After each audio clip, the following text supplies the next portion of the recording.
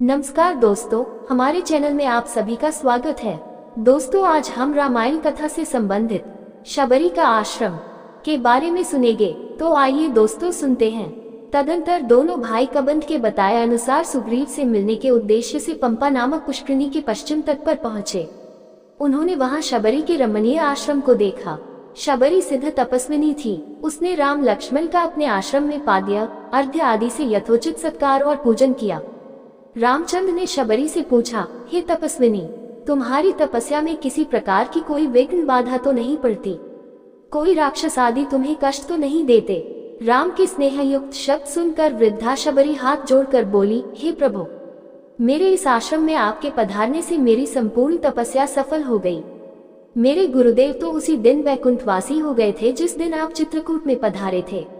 अपने अंतिम समय में उन्होंने ही आपके विषय में मुझे बताया था। उन्होंने कहा था कि मेरे आश्रम में आपके अतिथि रूप में आने के पश्चात आपके दर्शन करके मैं श्रेष्ठ एवं अक्षय लोकों में जा पाऊंगी। हे पुरुष सिंह, मैंने आपके लिए पंपा तट पर उत्पन्न होने वाले नाना प्रकार के मीठे और स्वादिष्ट फलों का संचय किया है।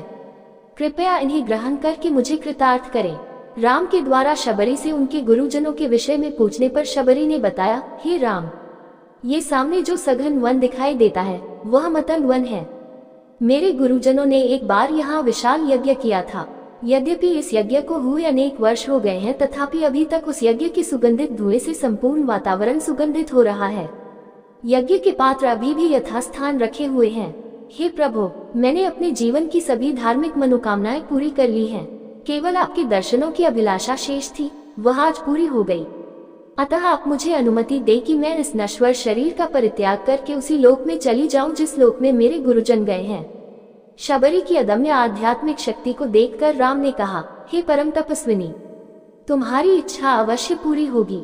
मैं प्रार्थना करता हूँ कि परमात्मा तुम्हारी मनोकामना पूरी करे। रामचंद्र जी का आशीर्वाद पाकर शबरी ने समाधि लगाई और अपने प्राण विसर्जित कर दिए। इसके पश्चात शबरी का अंतिम संस्कार करके दोनों भाई पंपा सरोवर पहुँचे। निकट ही पंपा नदी बह रही थी, जिसके तट पर नाना प्रकार के वृक्ष पुष्पों एवं पल्लवों से शोभायमान हो रहे थे।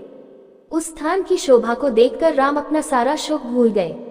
वे सुग्रीव से मिलने की इच्छा से पंपा के किनारे किनारे पुरी की ओर चलने लगे। उम्मीद करते हैं दोस्तों, आपको ये रामायण कथा से संबंधित शबरी का आश्रम के विचार सुनने में अच्छे लगे होंगे जी। दोस्तों, आपको ये विचार सुनने में अच्छे लगे हैं तो कृपया करके चैनल को सब्सक्राइब जरूर करें।